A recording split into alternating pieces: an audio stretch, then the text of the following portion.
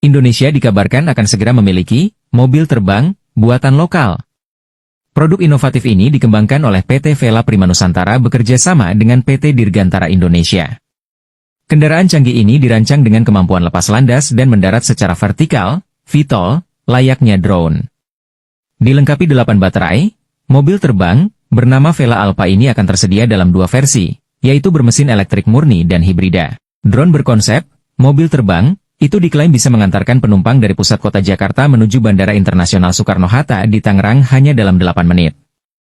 Kecepatan itu melebihi durasi tempuh kereta bandara yang berkisar 44 menit, maupun mobil yang membutuhkan minimal 60 menit, belum terhitung dengan macet. Drone Vela Alpha pun menyediakan tempat bagasi di belakang kursi penumpang drone tersebut. Vela Aero yang baru berdiri sejak 2020 memastikan drone mereka aman dari risiko gagal terbang. Terlebih Vela Alpha dilengkapi 9 motor listrik. Motor ini menampilkan arsitektur multilane yang mematuhi standar keselamatan tertinggi, menunjukkan komitmen kami untuk memajukan masa depan mobilitas udara.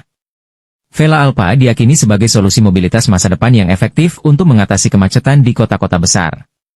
Kehadirannya diharapkan mampu merevolusi transportasi di Indonesia dan mengantarkan bangsa menuju era yang lebih modern dan efisien. Vela Alpha panjangnya 10,8 meter, tinggi 4,2 meter dan rentang sayap 13,1 meter. Kabinnya terdiri dari 2 ruang terpisah, yakni ruang pilot dan penumpang. Muatan maksimum Vela Alpha sebanyak 456 kg. Maksimum take-off weight alias berat tinggal landas maksimumnya 2.850 kg. Vela Alpha punya 2 opsi dapur pacu, murni listrik, eVTOL, dengan daya 216 kWh dan hybrid, HVTOL, 71 kWh. Spesifikasi ini disebut bisa menyesuaikan kebutuhan konsumen.